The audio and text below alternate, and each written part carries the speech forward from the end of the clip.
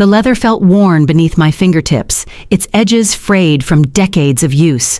Everyone else had already claimed their prizes from Dad's estate, the cars, the properties, the investment portfolios, while I sat in the corner of the lawyer's office holding the only thing left for me, a Bible. Not even a particularly nice one. The kind you'd find in a thrift store for 50 cents, with yellowed pages and a cracked spine. My stepmother Victoria's laugh still echoes in my mind from that day. Sharp, crystalline, the kind of laugh that cuts through conversation and demands attention. "How fitting," she'd said, her manicured nails clicking against the mahogany table. Richard always said faith was all Emma needed. I suppose he meant it literally. The lawyers had shifted uncomfortably in their seats, but no one defended me. No one ever did. I should have expected nothing less. For 5 years, I'd watched her systematically erase me from my father's life, replacing family photos, redirecting his calls, scheduling family dinners when she knew I couldn't attend. But I never thought Dad would leave me with nothing. Not after everything we'd been through together before she came along. The morning sun streaming through my apartment window, if you could call this studio apartment with its peeling wallpaper and dripping faucet an apartment, illuminated the Bible's pages as I sat at my rickety kitchen table. I'd been staring at it for 3 days, unable to bring myself to open it. Part of me wondered if this was Dad's final message, that I should find comfort in faith, since I'd find none in family. But here's something about being completely broken, about having absolutely nothing left to lose. It makes you notice things others might miss. It makes you desperate enough to look for meaning in the smallest details. And sometimes, just sometimes, that desperation leads you exactly where you need to go. If you've ever felt invisible in your own family, if you've ever watched someone steal your life piece by piece while everyone else looked away, then you need to hear what happened when I finally opened that Bible. Because sometimes the greatest treasures aren't hidden in vaults or banks. They're hidden in plain sight, waiting for the one person humble enough, desperate enough, or perhaps just overlooked enough to find them. Stay with me, because what I discovered changed everything, and it might just change how you see your own struggles too. My name is Emma Hartley, and 3 weeks ago I was nobody. The forgotten daughter, the inconvenient reminder of my father's first marriage, the girl who got a used Bible while her step-family divided millions. Today I'm writing this from a villa in Switzerland, watching the sunrise over Lake Geneva, knowing that Victoria is probably pacing her empty mansion, trying to understand how she lost everything. But I'm getting ahead of myself. To understand the sweet justice of where I am now, you need to know the bitter reality of where I started. I was 22 when my father married Victoria Ashford. I just graduated from college, state school, nothing fancy, because Dad said it would build character to pay my own way. I'd worked 3 jobs to make it happen, graduating with honors despite the exhaustion that seemed to live in my bones. Dad had promised he'd be at my graduation. He wasn't. Victoria had surprised him with a couple's retreat in Aspen that weekend. "You understand, don't you, sweetheart?" he'd said over the phone, the connection crackling. "Victoria needs this. She's been so stressed with the wedding planning." The wedding. Their wedding. Which happened 2 months later at a vineyard in Napa that cost more than my entire college education. I was invited, of course. Victoria had made sure of that. She'd even picked out my bridesmaid dress, a hideously unflattering shade of mustard yellow that she insisted complemented my skin tone beautifully. In every photo from that day, I look like a wilted sunflower standing next to her garden of elegant roses. Her daughters, Cassandra and Sophia, were the other bridesmaids. Both older than me, both blessed with their mother's sharp cheekbones and sharper tongues. They'd arrived at the wedding in a Bentley, draped in designer dresses that probably cost more than my car was worth. "Emma!" Cassandra had exclaimed when she saw me, her voice dripping with false sweetness. "That dress is so brave of you. Not everyone could pull off that color." Sophia had simply looked me up and down, smiled, and turned away to greet someone more important. That set the tone for the next 5 years. Every family gathering became an exercise in humiliation. Christmas at the estate? Victoria would seat me at the far end of the table, with the children and plus ones nobody really knew. My birthday, forgotten or worse, acknowledged with a generic card signed by Victoria's assistant. "Your father's been so busy," Victoria would explain, patting my hand with her cold fingers. "You know how he gets with his work." But I did know how he got with his work, because before Victoria, I was the one who knew him best. After Mom died when I was 15, it had been just Dad and me for 7 years. We'd had Sunday morning pancakes and terrible movie marathons. He'd taught me to play chess in the library, telling me that strategy in chess was like strategy in life. You had to think 5 moves ahead. He'd been at every school play, every science fair, every soccer game, even when it meant leaving board meetings early. "You're my whole world, Em," he used to say, ruffling my hair in that way that annoyed me as a teenager, but that I'd give anything to feel again. "Everything I'm building, it's all for you." Then Victoria appeared at a charity gala, recently divorced from her third husband, with her 2 daughters and a reputation for getting what she wanted. Within 6 months, she'd moved into our family home. Within a year, she'd redecorated every room, erasing all traces of my mother, relegating family photos to boxes in the attic. "We need to move forward, not live in the past," she'd said when I protested. Dad had just nodded, already under her spell. The changes were gradual at first, so subtle I almost didn't notice. My old room became a guest suite for when Cassandra and Sophia visited. "You're hardly ever here anyway," Victoria had reasoned, "and the girls need a proper space when they come home." Never mind that they had their own apartments in the city, furnished by their mother's credit cards. Then came the financial shifts. My trust fund, set up by my mother's parents, suddenly had administrative delays whenever I needed to access it for school expenses. The car Dad had promised me for graduation became Sophia's birthday present instead. "She needs it more," Victoria had explained.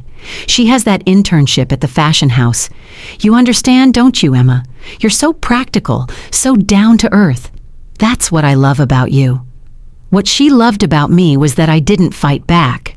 I was too afraid of losing my father completely, so I swallowed every insult, every slight, every deliberate exclusion. I smiled when Victoria forgot to invite me to the family vacation in Santorini. I nodded when she explained that the family business gala only had room for immediate family, meaning her and her daughters.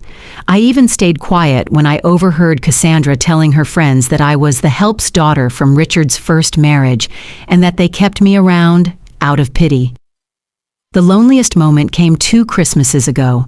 I'd saved for months to buy Dad a first edition of his favorite book, The Count of Monte Cristo. He'd been searching for one for years. When I arrived at the house on Christmas morning, Victoria met me at the door. "Oh, Emma," she said, her voice syrupy with false concern. "Didn't you get my message? We decided to do Christmas in Vail this year, just a small family thing. You know how your father needs to relax."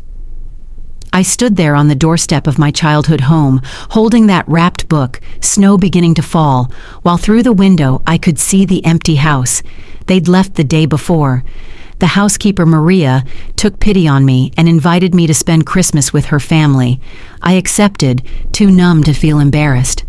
That was the day I truly understood that I'd lost my father completely, but the cruelest cut came 6 months later when Dad got sick. Pancreatic cancer, stage 3. The doctors gave him a year, if he was lucky. Victoria controlled all information, all visits. "He needs his rest," she'd say when I called. The doctors said limited visitors. But somehow Cassandra and Sophia were there every day, posting Instagram photos of themselves by his bedside, playing the devoted daughters. I managed to see him only 3 times in those final months. Each time he seemed more confused, more distant. Victoria was always there, hovering, interrupting whenever Dad tried to speak to me privately.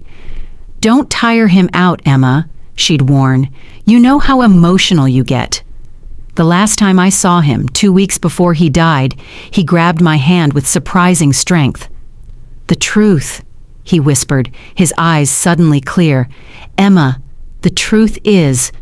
But Victoria swooped in, adjusting his pillows, calling for the nurse, and the moment was lost. He died the following Tuesday at 3 a.m. Victoria called me at noon to tell me he'd passed peacefully, surrounded by family. The funeral was a blur of black designer dresses and crocodile tears. Victoria played the grieving widow perfectly, accepting condolences with practiced grace. Cassandra and Sophia flanked her like matching bookends, their grief as coordinated as their outfits. I sat in the third row behind Dad's business partners and golf buddies, watching strangers deliver eulogies about a man I no longer recognized. Richard was devoted to his family, one speaker said. His wife Victoria and daughters Cassandra and Sophia were his entire world. I wanted to scream, to stand up and tell everyone that I existed, that I was his daughter too, his first daughter, his only biological child. But I sat silent, invisible, forgotten. Which brings us to the will reading.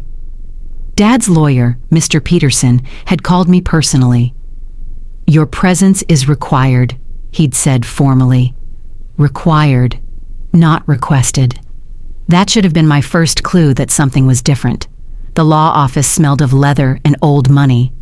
Victoria arrived 15 minutes late, making an entrance in a black Chanel suit that probably cost more than most people's cars. Cassandra and Sophia followed, texting on their phones, already bored. They took the chairs directly in front of Mr. Peterson's desk. I sat in the corner by the window, trying to make myself smaller. "Before we begin," Mr. Peterson said, adjusting his glasses, "I should note that Mr. Hartley made several amendments to his will in the months before his passing." Victoria's perfectly painted lips curved into a smile. Of course, Richard wanted to ensure his family was well taken care of. The reading proceeded exactly as expected. The house in Westchester went to Victoria, the beach house in the Hamptons to Cassandra, the apartment in Manhattan to Sophia, the investment portfolio, the cars, the art collection, the yacht, everything divided between Victoria and her daughters. With each bequest, their smiles grew wider, their posture more relaxed. "To my daughter, Emma Rose Hartley," Mr. Peterson read, and I straightened in my chair, my heart pounding. Maybe Dad had remembered me after all. Maybe there was something, anything, to show that I had mattered to him. I leave my personal Bible with the hope that she finds what she needs within its pages. The silence that followed was deafening. Then Victoria laughed, that sharp, crystalline laugh that I'd heard so many times before. "How touching," she said. "Richard always said Emma was the spiritual one in the family. Weren't you always reading in that dusty library, Emma? Now you have something appropriate to read." Cassandra didn't even try to hide her smirk. "At least it's something," she said, examining her manicure.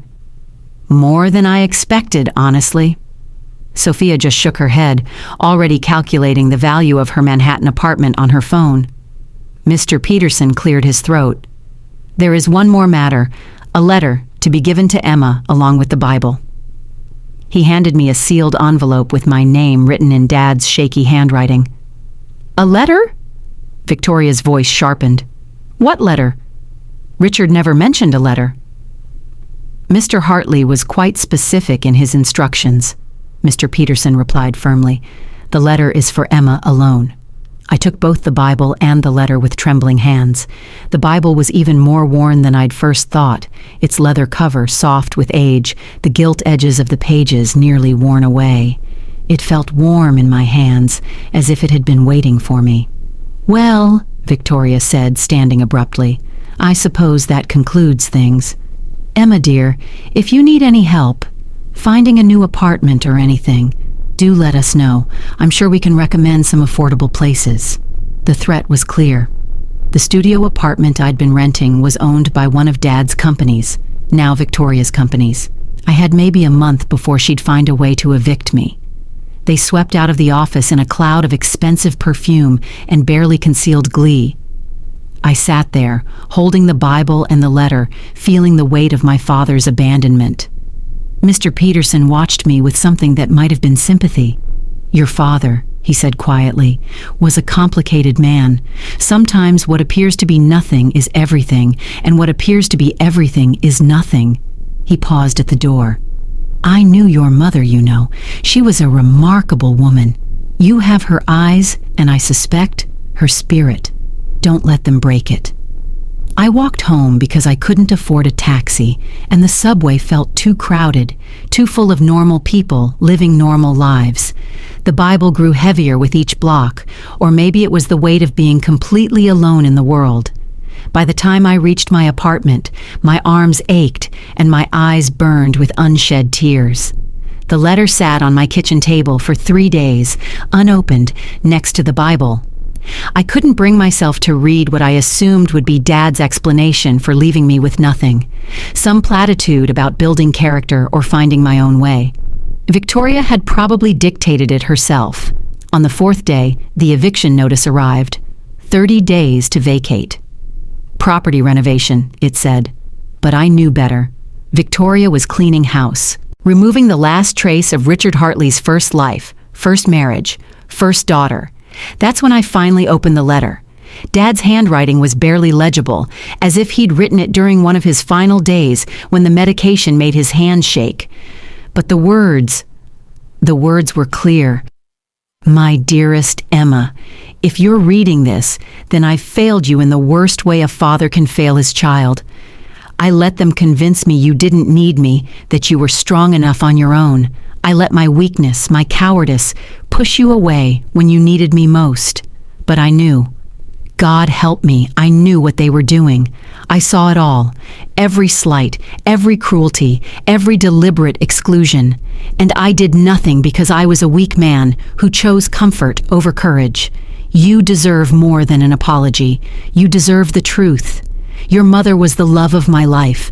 When she died, she left something for you, something I've kept hidden all these years because I was waiting for the right time. Then Victoria came and I lost myself, lost my way, lost you. The Bible was your mother's. She read it every night, marking her favorite passages.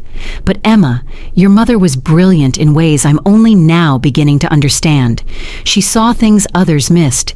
She knew things others didn't. Look closer. Look the way she taught you to look. Not at what's obvious, but at what's hidden.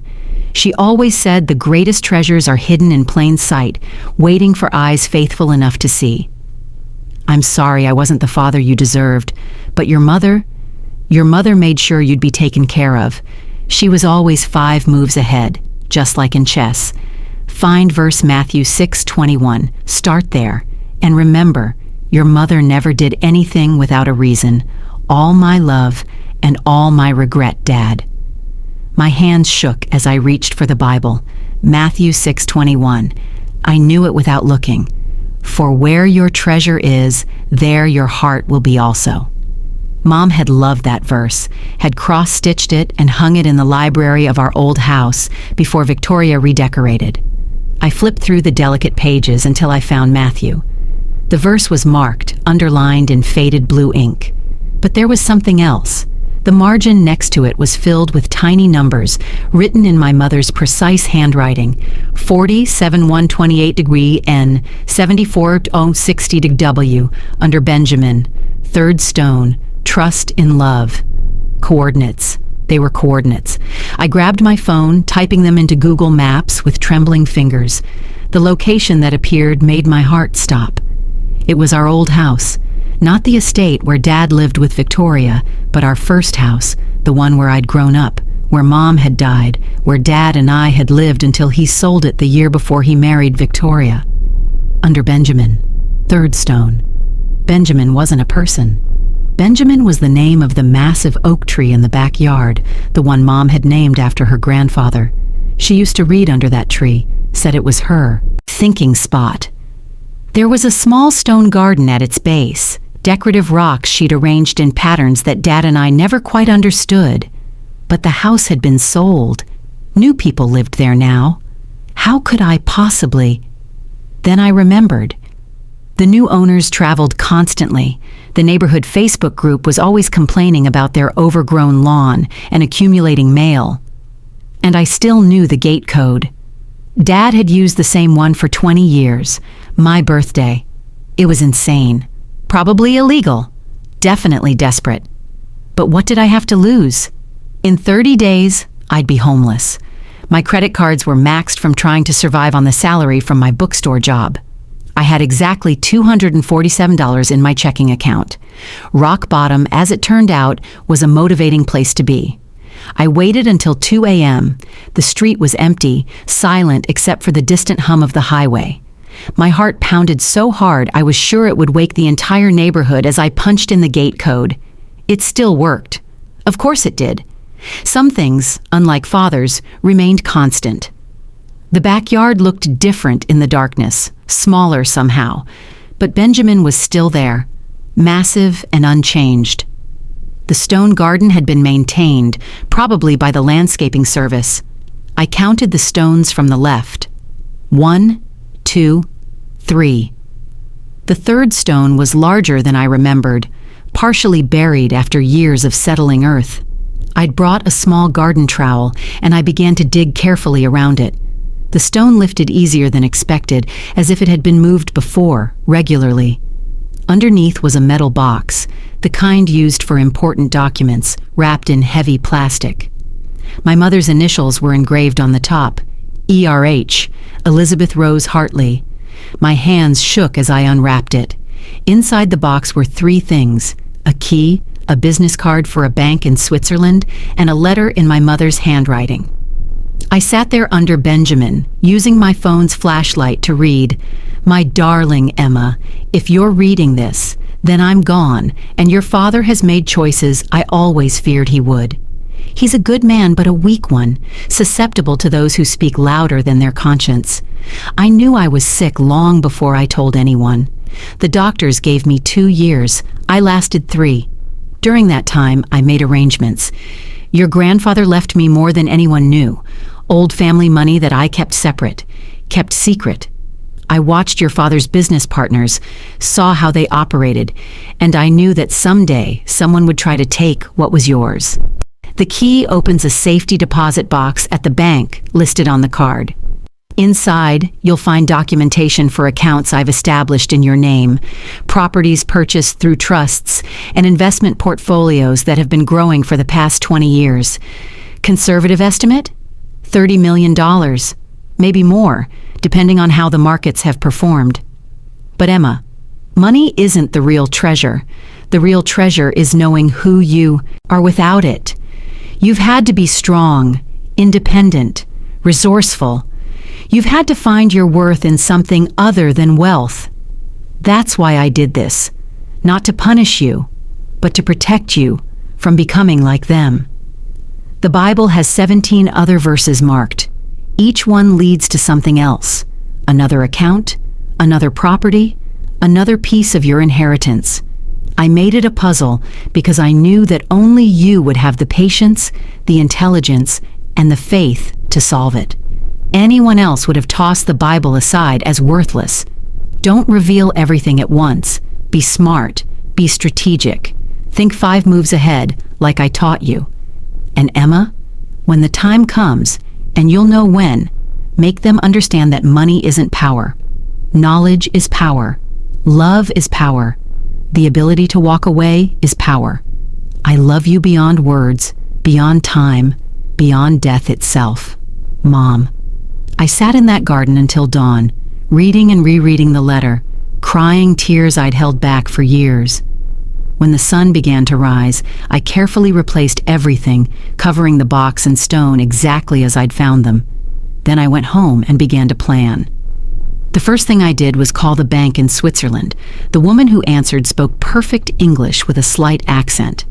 When I gave her my name and the account number from the documentation, her tone changed immediately. "Miss Hartley," she said warmly, "we've been expecting your call for quite some time. Your mother's instructions were very specific. When would you like to arrange your visit?" I booked a flight for the following week using the emergency credit card I'd been saving for emergencies. If this didn't qualify, nothing would. In the meantime, I studied the Bible like my life depended on it, which in a way, it did. Each marked verse was a clue, a breadcrumb in a trail my mother had laid out years ago. Proverbs 31:10 led me to a vintage jewelry collection in a safety deposit box in Manhattan. Psalm 23:1 revealed a cabin in Vermont, fully paid, under a trust in my name. Ecclesiastes 3:1 uncovered documentation for a technology startup investment that had grown from $50,000 to over $2 million. My mother had been brilliant.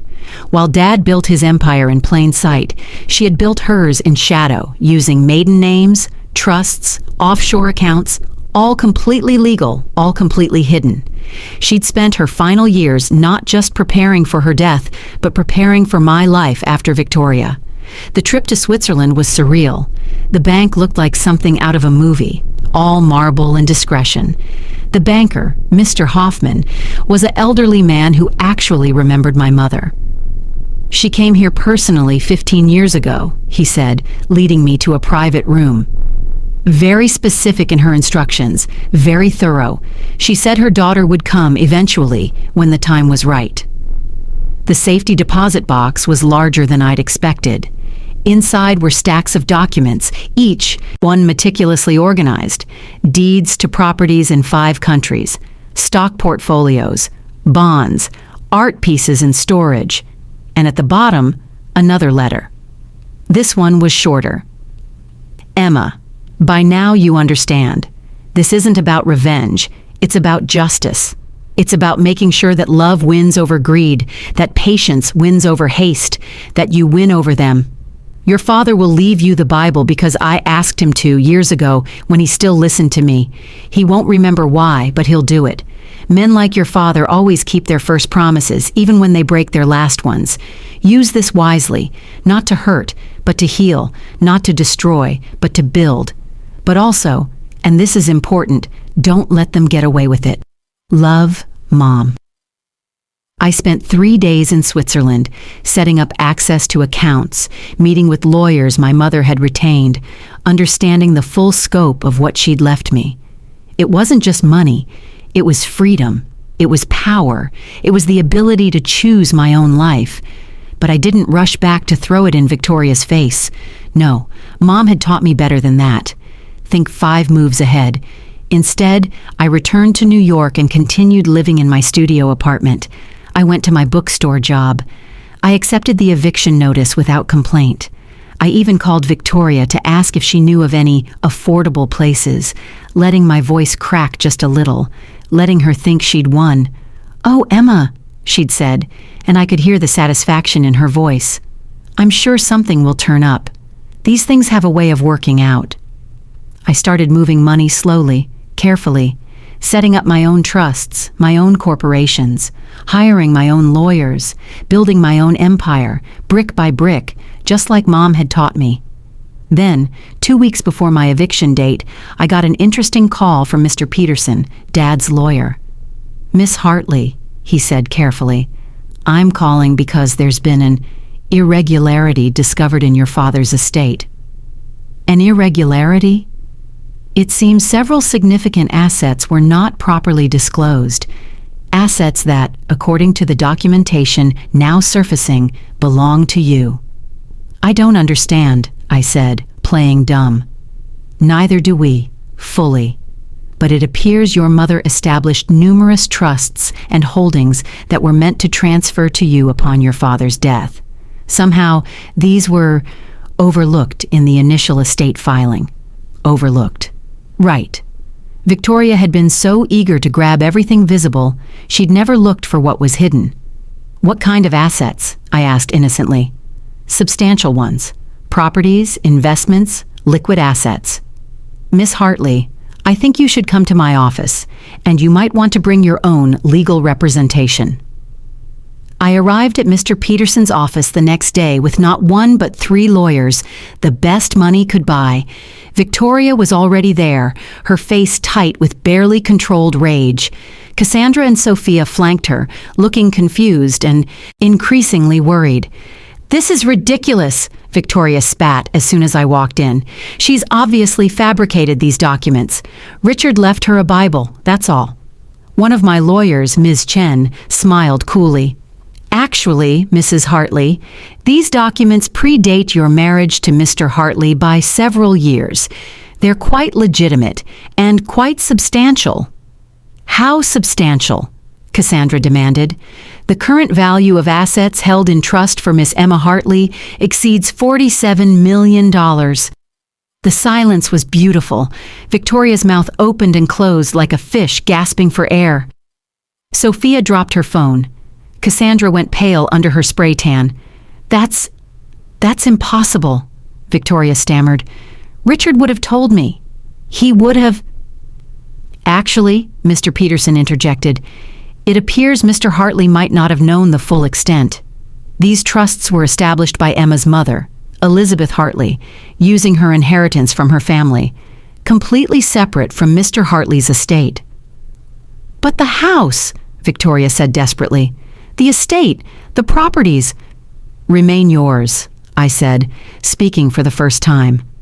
"I have no interest in contesting Dad's will regarding his assets." Victoria's eyes narrowed. "Then what do you want?" I smiled, channeling my mother's grace. "Nothing from you. I have everything I need." But that wasn't the end. No, the best part was yet to come. You see, while researching Mom's holdings, my lawyers had discovered something interesting. The technology startup she'd invested in? They'd developed a revolutionary patent for medical devices, a patent that several of Dad's companies, now Victoria's companies, desperately needed for their new product line. The patent was worth hundreds of millions in potential revenue, and I owned controlling interest in the company that held it. Victoria's lawyers contacted mine within a week of the estate meeting. They tried to lowball, offering $10 million for the patent rights. I countered with a different offer. I would license the patent to them for a reasonable fee, but with conditions. First, the 3 charities my mother had supported would receive annual donations equal to 10% of all profits. Second, a scholarship fund would be established in my mother's name at her alma mater. And third, Victoria and her daughters would need to publicly acknowledge in a press release that the patent came from Elizabeth Hartley's forward-thinking investments.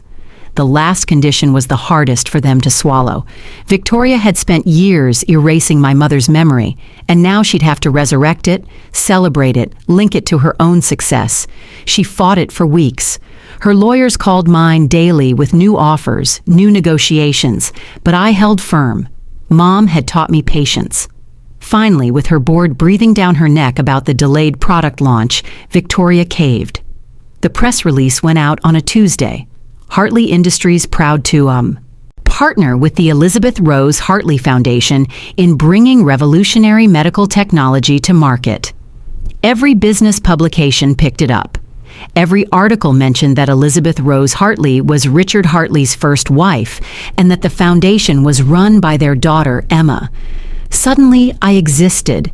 Suddenly, I was visible. The invitations started arriving within days. Charity galas, business conferences, society events, all the places Victoria had kept me from, now requesting my presence. I declined most of them. I had no interest in their world of fake smiles and air kisses, but I did accept one invitation, the Hartley Industries annual shareholders gala, the same event I'd been excluded from for 5 years. I arrived in a simple but elegant black dress. Nothing flashy, nothing that screamed new money. I didn't need to scream. I had nothing to prove. Victoria saw me the moment I walked in. Her face went through a series of expressions: surprise, anger, resignation, before settling on her public smile. She had no choice but to acknowledge me. Too many important people were watching. "Emma," she said, approaching with Cassandra and Sophia trailing behind. "How lovely that you could make it." "Victoria," I replied pleasantly, "thank you for the invitation." We both knew she hadn't sent one. We both knew I didn't need one. The evening was filled with subtle power plays. Business associates who had ignored me for years suddenly wanted to hear about the foundation. Investors who had dismissed me as nobody suddenly saw me as somebody. But the most satisfying moment came during the speeches. Victoria was midway through her prepared remarks about the company's bright future when a board member interrupted. Mrs. Hartley, perhaps you could speak about the new patent partnership. It's quite exciting." She had no choice. In front of 500 people, Victoria had to talk about my mother's brilliance, about the Foundation's vision, about the partnership with Elizabeth Hartley's daughter. Every word looked like it physically pained her. After the gala, I found myself in the parking lot at the same time as Victoria and her daughters. For a moment, we just stood there, the four of us, everything unsaid hanging in the air. "You planned this," Victoria said finally. "All of it." "No," I replied honestly. "My mother planned it. She knew exactly who you were the moment you met my father. She prepared for you before you even existed in our lives." "The Bible," Sophia said suddenly. "It was never about the Bible, was it?" "It was always about the Bible," I corrected. "You just didn't understand what that meant. You saw an old book worth nothing. My mother saw a treasure map. The difference is, she knew I would understand its value, and she knew you never would." Cassandra, who had been silent, finally spoke. "We could have been sisters, real sisters." I looked at her, really looked at her for the first time. Behind the designer clothes and perfect makeup, I saw something I'd never noticed before. Loneliness. The same loneliness I'd felt for years. "We could have been," I agreed. "But your mother made sure that never happened. She needed me to be nothing so you could be everything, except it doesn't work that way. Making someone else small doesn't make you big, it just makes you cruel." Victoria's mask finally cracked. "I gave Richard the best years of my life. And you took the last years of his," I countered. "You took his money, his houses, his reputation, but you couldn't take what my mother left me because you never even knew to look for it. You were so busy grabbing what was visible, you never saw what was hidden." I turned to leave, then stopped.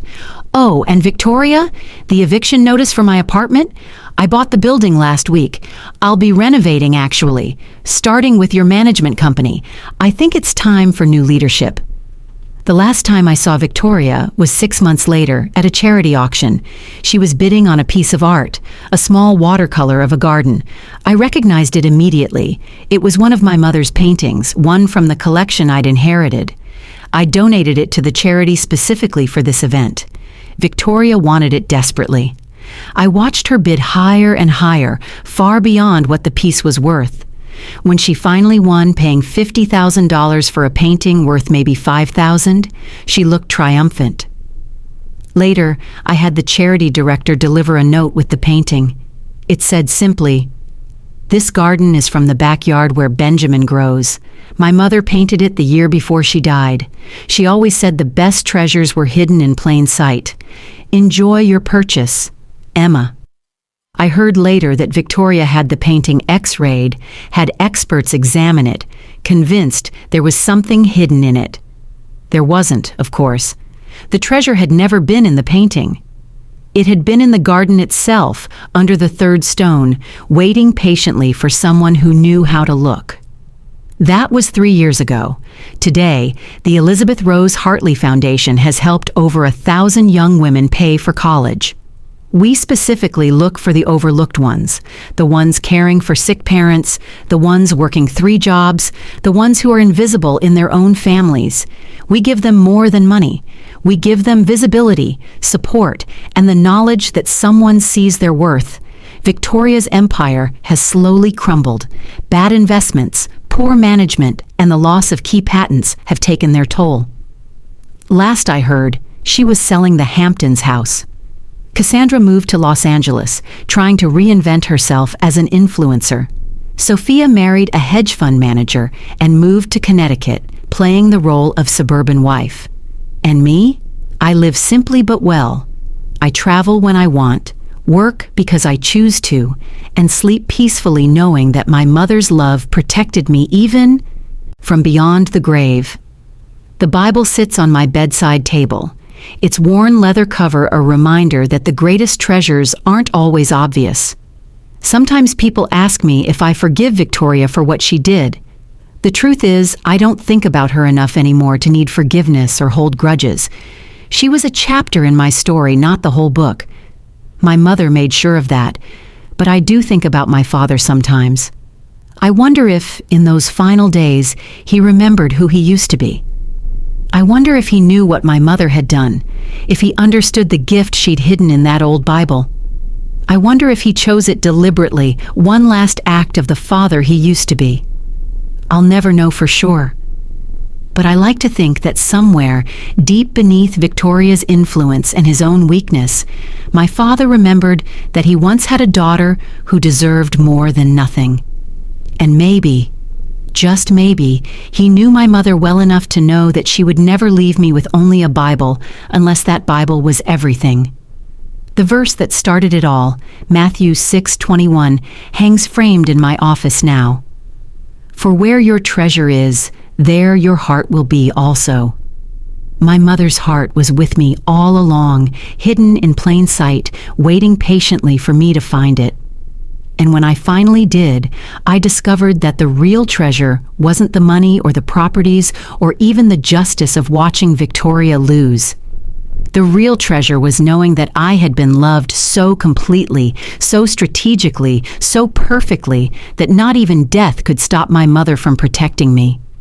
She had played a game of chess that lasted years beyond her final breath, thinking 5, 10, 20 moves ahead, ensuring that no matter what happened, I would win. And I did win. Not because I got money or revenge, but because I learned the most important lesson of all. Sometimes what looks like nothing is everything. And those who can't see the value in a worn old Bible will never understand the value of the treasures it holds. Victoria thought she'd taken everything from me when she left me with just that Bible. She never realized she'd given me the key to a kingdom she didn't even know existed. A kingdom built not on greed or manipulation, but on love, patience, and the unshakable faith of a mother who refused to let her daughter be erased. Every Christmas now, I host a dinner for students from the foundation, young women who remind me of myself, overlooked, underestimated, but burning with potential.